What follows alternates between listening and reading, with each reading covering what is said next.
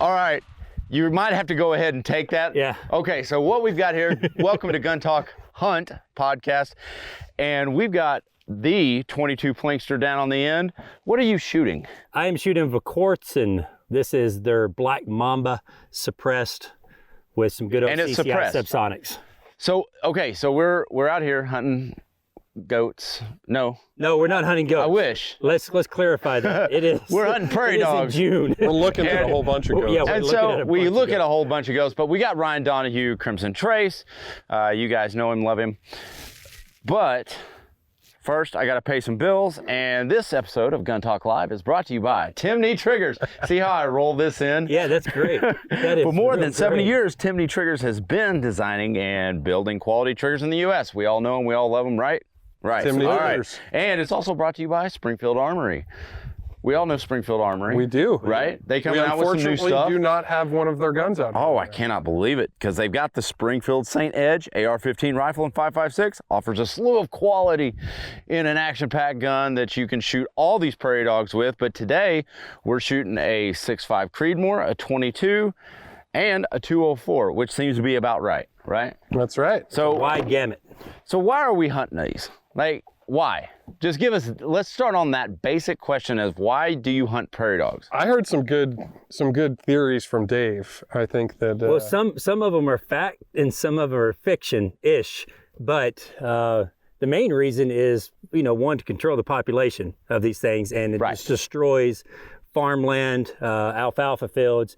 It just, farmers lose thousands and thousands and thousands of acres every year to prairie dogs. Would you liken it to a hog problem? Yeah, it's actually worse. It's equivalent to Texas hog problem out west here. But way I understand it, I was talking to a doctor the other day, and the whole reason COVID-19 is around is because of these prairie dogs. They actually brought them. It wasn't a guy who ate a bat or anything like that. It was from the prairie dogs. That and the plague? Yes, and they do carry the bubonic plague, fleas, ticks. They're just nasty carnivores. creatures.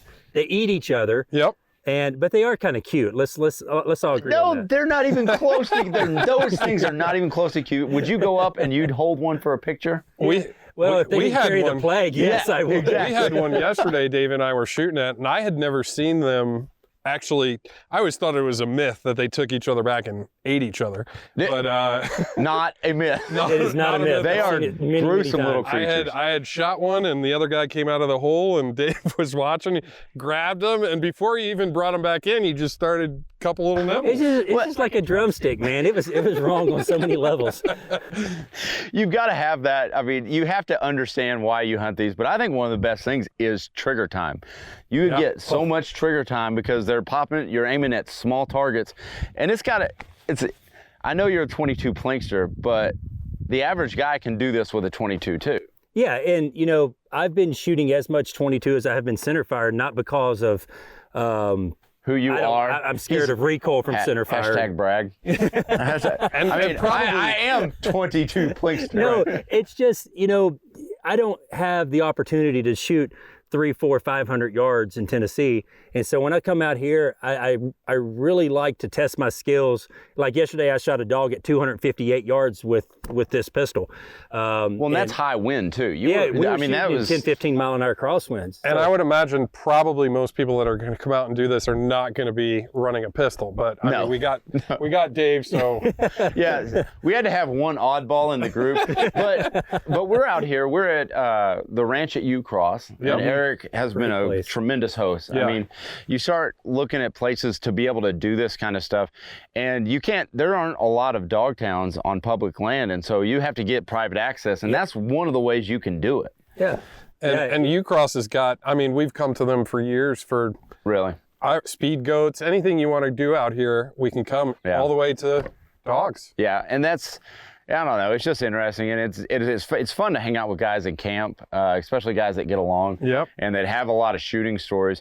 But in recent memory right now, have you guys been getting out on the range? I'm one of those blessed people who has 3 ranges on his proproperty. Good. So gosh. I've still been shooting 2,000 rounds a week. Really? Even during all this stuff, 2,000 rounds a week easy. So how many rounds of 22 do you go through in an entire year? Between 60 and 100,000. Holy jeez. You know what? It's like, like how many balls did Jose Canseco hit in 1 year? It's like 20,000, something like that. Yeah. But you look at that, like he's a professional. That's what he does for a living. And so you would think, 100,000 rounds sounds like a lot to us, but even you and 3-gun. Yeah. And we shoot a lot of rounds, just testing out the scopes, making sure everything is working and putting them through a lot of stress tests. But I think Plinkster's got probably both you and I combined with the numbers easy. that he Can I drop a bombshell? Yes. I shoot as much center fire as I do rim fire. Wow. What? Yeah, believe it or not, a lot of people don't know that. People think that I'm exclusively to rimfire. Well, I know you're not exclusive, but the thing is, a lot of times, there are weeks that I'll shoot 2,000 to 3,000 rounds of 9mm. And people don't know that. There's like, oh, he's just a 22 guy because he hates recoil. I'm like, no, I'll shoot 500 Smith & Wessons one-handed. I've got 50 BMGs. Recoil doesn't bother me. And you're a collector. Still am an avid collector. I've been collecting for 20 years. I was a collector. That's what really got me into guns and shooting. I have a lot of old Winchesters, a lot of old Colt rimfires. I've got Civil War stuff. I have a wide gamut of firearms, coming from revolvers to semi-automatics to bolt guns to lever guns. I'm an avid collector. You've got one gun. The revolution starts, or we have to go to World War III or something like that. What gun are you going to take out of your safe? Ruger 1022. What? No, and I would probably have to pick my Scar 308. Yeah. I would probably have to do that just because of the firepower, and the energy the 308 counts and the capacity. Either that or probably one of my upper ends of my ARs. Yeah. Yeah, I feel like the AR's got to be the go-to standard that you have to go through. Mm-hmm. You got to go there because at the end of the day, if we're talking about survival situation, we are. Right? It's a complete survival situation. That's my one gun. I can use it to clear houses, and I'm going to be able to find a lot more 223 around neighborhoods and stuff than you're going to be able to find 308. See, I don't believe that. I think 308 is one of the more widely accepted cartridges, and I think guys, AR-10s, they're going to be taking those. I got you, but I would wager to bet. Yeah. we can comment down below. I know. I agree. For every one box of 308, I say somebody's got like 5 boxes of I agree with that. I agree with that statement. But the good thing with 22 is I can carry 10,000 rounds of 22 on me. Well, here's the deal. And, headshots only. Hey, that's I've seen him shoot this 22 That's true. this week, and I would not let him take a shot at me at 500 yards. No, me neither. I would not. Well, and the thing is, the way I tell people when they ask this question about, your one BugOut gun, I always tell them just make sure it's a NATO round.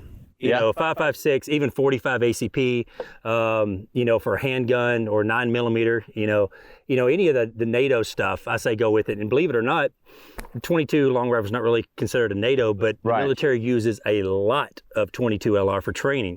Right. And also in suburban areas that, they just want to aim at a kneecap or a foot or something like that. They in other countries, it's widely popular. With a 22. With a 1022 scope, somebody sees a little kneecap popping out and they're rioting, they'll take their kneecap out. So they're rioting, they're going to get a 22 in the kneecap. That sucks. There are a lot of videos on the internet of that. I've watched them. Yes. Just kneecap, and it's not like a Tanya Harding, Nancy Kerrigan type kneecap job. No. They didn't use the club. A little 40 grain traveling at about 1080 will get the job done. So Plinkster's pretty big on the internet. We both agree, and he carries a big personality wherever he goes. That's right. What do you think the one question is he gets everywhere he goes? I think it's probably got to be, do you only shoot 22? Oh, see, I'm not going there. I'm going to say, and I don't think we've talked about this, because I'm going to say his number one question is... Can I come and use I would almost guess how many rounds. Are we talking about in person or on the internet? In person. Ooh, in person. In person. Okay, I know what my number one question is. How many shots does it take you to do those trick shots? I do get that one a lot, but that is not the number one question. Can I come and shoot on your range? That is not. I get that a lot, but that is not the number one question. The number one question is... Do they really invite themselves? All the time. Sit there and go... I get questions on it, DMs on the internet all the time, like, hey, I'm coming through Tennessee sometime. Like, can I bring my kid over and shoot with you? I'm like, listen, I would love to say no, but my insurance won't allow it. Because honestly, my insurance will not allow that. The guy says, hey, my kid's a really big fan. He shows up with a 3-month-old.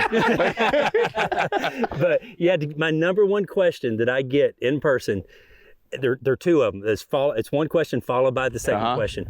How tall are you, and did you play basketball? Whoa! Really? That's my number one question. And then we'll start talking about guns. Like, you don't look that tall, on camera. So I am 6'6". Yeah. And yes, I did play basketball. All right. I mean, I guess that's. I would have never went there. No, I would have thought it would have been gun related. Me too. What's the number one gun related question you get? How many shots did it take you? See, how many shots did it take you? And so I do get a lot like, what is your favorite rimfire? Yeah. And that's like saying, which gun should I buy? Oh my goodness. It's like, I love the people. I love the people of the internet. You know, without them, I wouldn't have a job. But I get so many vague questions on the internet, like constantly on Facebook and on Instagram. And they're like, hey, I've got $400 to buy my first 22. What should I get? I'm like, well, what do you want to do with it? Yeah. Do you want to hunt with it? Do you want to make it as accurate as possible and just shoot tin cans in the backyard? Do you want to compete with it? Like, there's just a wide gamut of rimfires out there. Well, I don't think most of the folks on the internet understand that, because, guys that shoot often know it's a big world. Oh. And I think, looking from the outside in, like, guys don't know that, there's a million different options. And you can spend. This is how wide of a range that rimfire is. You can spend $100 on a Heritage Rough Rider revolver, and you can go up and spend $5,000 on a Voodoo.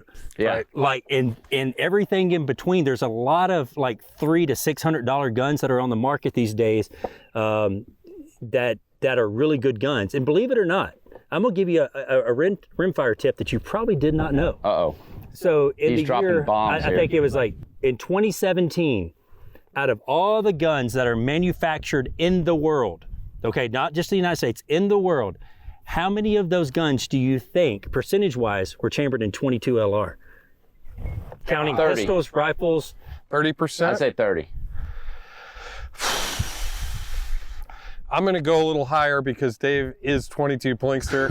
And he knows his stuff. He knows the thing.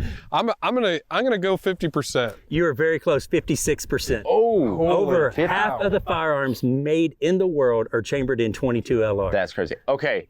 Uh-oh. We're gonna take a quick shooting break right now. Oh, do you see it like standing up on top of the hill? Yes. It's like doing the little like But flip stomp. there's one even closer over here in this grass that I think Ryan could actually shoot. In the grass? Yeah, he's like kind of standing up right here. So we're gonna go ahead and we're gonna run a podcast and we're gonna shoot while we talk. That's great. But he's like right over in here. This actually is amazing because these things just... He's real close. Yeah, I know. That's what I'm saying. You got to dial down. You got him? Wait, where's he at? I don't even see him. Like I would say this thing is 75 to 80 yards out. Oh, wow. Like, so that's a little bit closer than what we've been running. But okay, so we're shooting Crimson Trace glass. Yep. And one of the things about glass, and whether it's Japanese glass or Chinese glass, wherever it comes from, it makes a difference. It makes a huge difference, especially on longer shots. Okay, you got him? Yeah, are we shooting? Oh yeah. Okay, we're gonna go ahead and have Ryan take this. Take him. You still got him? I think he sat down. He sat down. He's lazy. I'm gonna send one in his direction. And we're shooting suppressed. He's gonna shoot a 6.5 Creedmoor. Well, that is definitely not the direction where There's another one up there. Oh, there's another one out there. Okay. God, that was whisper quiet. Yeah, that's a good can. What can is that? That's actually one of the, they don't make them anymore. It's made by Blackhawk. Yep. They discontinued them, and I actually picked up that 30 cal gas can for $99. No way. Holy cow. Yep. So with the $250 tax stamp, it's $200 tax stamp. Yeah. So I had $300 in that can. Yeah, so this is Dave's other gun that we're shooting over here. A nice little Savage. That's a brand new gun by Savage. They just came out with it. Most of your viewers and listeners are probably familiar with the Savage Axis, which is a very it's a good gun, but it's a budget gun. Let's just be honest. It is. But they came out with the Savage 2 Precision, and it's got that, what's the name of the stock on the side? I can't remember. It's on the other side. It's Axis. MDT? MDT. Oh. It's got the MDT chassis on it. And we've been out here, I've been shooting it for 2 days, and that thing is just a tack driver. It's quiet. Yeah. It looks like it's well built. So, And we've been spoiled with the gear. I mean, we've got Crimson Trace optics, we've got Wheeler rings. I'll tell you the one thing I would never come out here again and do this without. These Caldwell rests are awesome. Oh, We've been throwing them in the back. Yeah. of the Dude, they've Polaris taken a beating. and they fold up. They fold up nice. Fold up flat. We lost one in the road a while ago, Yeah. and it still works. But let's get back on the glass. Yep. Because when you sit on glass for a while, you get eye fatigue. Yep. And that's how you really know, because going into any store, you go up to the optics counter and they've got 100 of them lined up. How's a guy going to sit there and go, Right. okay, yeah, I'm going to choose that one? It's all about the glass. Yeah. Yeah, and we're pushing 98% light transmission. We have a whole bunch of different models out here. So I have the 4 to 20. Yeah. We both actually have the Christmas tree reticles that are in there. So if you guys have never seen those before, it literally looks Which like I a like, Christmas tree. because when you're holding on these prairie dogs, you'll find that Where that you dot. hit. Yeah, where Yep, you hit. where you hit, and then you can kind of walk it make in. adjustments. And see, that's it's a very interesting topic that you brought up, because a lot of people who are just your average hunters and shooters, they're like, oh, how in the world can you tell anything out of that scope? It's got so many things going on. And I used to be that guy until I came in big country out west, and I do stuff like this, or I'm hunting big game, and there is a 20-mile-an-hour crosswind, and you got a mule deer at 350, 400 yards out there. It is a lot easier doing the math in your head and using the dots than it is trying to make your clicks. Absolutely. On the go. And I was one of those guys. I was like, I don't need all that jazz. Just give me a straight up crosshair. Yeah, you don't think you do after you're doing until a lot you of need shooting like this, man, it's night and day difference. It's not like Kentucky windage. Right. I mean, you're not saying, okay, I'm going to just go a foot up and 2 foot right. I mean, you're actually going, I'm shooting at a dot. So basically, you've got a bunch of little, like, crosshairs up there. You're your own spotter. Yeah, exactly. Some of the other guys who are with us, because we're all running Crimson Glass out here, they were saying, how are you doing follow-up shots that precisely? And we were looking at the scopes, and some of them chose, the standard crosshair reticles, MIL or MOA. And especially exactly what Dave was saying, for something like this, you are your own spotter. So you can literally see where that impact hit right in the scope, and then make your adjustment. And adjust immediately. Pull it. And that's what it's about. But like on this 204, I'm making shots with this 204 that I would not take. Yep. With a normal optic. Oh, with not a crosshairs, you wouldn't do that. I mean, I wouldn't feel right taking a shot like that. But on this, it's super easy. And then you guys both have, Dave's running in a little bit of a different position Just than a little you bit are. different setup. Yeah. Dave's got the 1400 red dot. And when we were sighting stuff in, we were out at that range, and there was a ton of wind. How? It was about a 30 to 35 mile an hour crosswind. It was you couldn't hardly stand up. So one of the camera guys had come over, and we got the 22plinkster out here with us. So he was like, hey, can you hit that BC target at like 300 out there? And Dave was like, that target? Hang on one second. Goes back, gets his gun, pulls it out, and takes a second, tries to figure out where he's going to hold it. Bink. First shot. Yeah. First shot. I'm not going to lie to you. My hold on that was 4 feet high and 2 feet right. Well, Really? he gave it to me after. Yeah. And he said, Ryan, hold here and shoot. And he hit it. He hit it first time. First And time. then, everybody around us was watching it and like, okay, well, if those two did it in one shot, give me that gun. Let me try. And it's harder. It's harder than you think. Yeah. I mean, it really is. And the hardest part of like this Verkortsen, they look big and heavy. They're ultra light. Yeah. And so that's not really the best in the wind, because that big gun, it's like a kite. But people, I don't know how you guys shoot. So when I'm shooting free-handed, typically all over the place. Perfectly still. People are like, man, you must have a steady hand. I'm like, no, I have good timing. Right. Yeah. So, you know, I think we were talking about this the other night. You know, a lot of people have like a C that they follow, and then when it gets a top, that's when they break the trigger.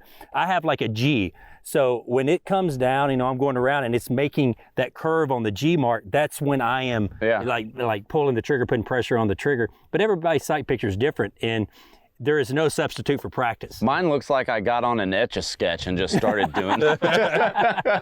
That's what mine is. So Dave, tell them a little bit about the dot and how you're running it on the pistol. I mean, I think that it is extremely impressive to be able to use that setup that he's got over there and be able to hit something. I mean, think about 250 yards with a pistol. Yeah, with a 22 in a pretty stiff crosswind yesterday. Yeah, this, you know, the 1400, I've been using it, I guess probably about a year and a half now.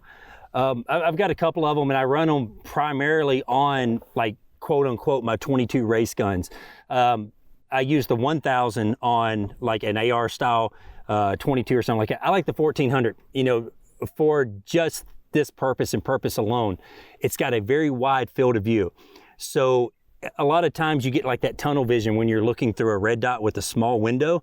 And in my opinion, it's not really, it's kind of unsafe, especially if you shoot in a public range, because you can't really see anything. And I've got to take that dog out there at about 150 yards. Oh, he's standing right on the hill. Yeah, I can't talk about it anymore. Okay, 22plinkster is shooting 22 suppressed. Oh, right to the left. Right to the left of him. Yeah, my just a touch left. My elevation was perfect. He's still up. You want to hit him again? Yeah, smoke him. Hit him. No, you take him. You got him. I can't see him that far without optics. Come on. All right, you take him. I think there's a bird on that. Yeah, there is. Is that a bird? Yep. Okay, don't shoot that. All right, so there's one right here to the left. You see right where the sage starts. He's standing up. You see him? Oh, I got him. Okay. Not as much elevation. This dog, this prairie dog is. Oh, right in front of him. Oh. Did you get him? I think I got him. I think you got that one. Okay, that was about 2 shots. That's probably what? 150 yards, something like that. Yeah. Yeah, he's toast. I say he's not moving. So, all right, to get back to the 1400. Wide field of view, and I do not like a large MOA dot. Right. So, Ryan, is it a 2 MOA in this or a 3? Oh, that's a 3. It's a 3 MOA? Yep. And I think it's in the 1000 that has the 2, correct? Yep. Okay. Yep. So the 1400 has the 3, but the good thing about that, and I get questions all the time like, why do you mount your red dot all the way in front of the hand? Right. Okay, I do get that question a lot. So the best way I can explain it is, all right, you take your finger and you put it out in front of you, look, and your finger doesn't look very big, okay? Right. But if you put it right against your eyeball, it looks huge. So I want that dot as far away from I can. So basically I'm taking a 3 MOA. By putting it on the front of my pistol, I'm making it a 2 MOA. Interesting. So you're making a smaller dot. And oh, there's another one up. All right. I see him. we can't not let these things escape. Oh, that was first shot. It was like whack-a-mole. It was. Like he comes up and he's sitting there looking. Oh my gosh. 150 yards. Well, that's why I choose to hunt with a 22 pistol. Exactly. Like I said, I'm not going to let him take a shot at me at 500 yards. But that is a perfect way to end this on an amazing shot, because I know I couldn't do it, and you're doing it offhand and all that good stuff. But thanks for listening to Gun Talk Live. This is KJ, and we are out.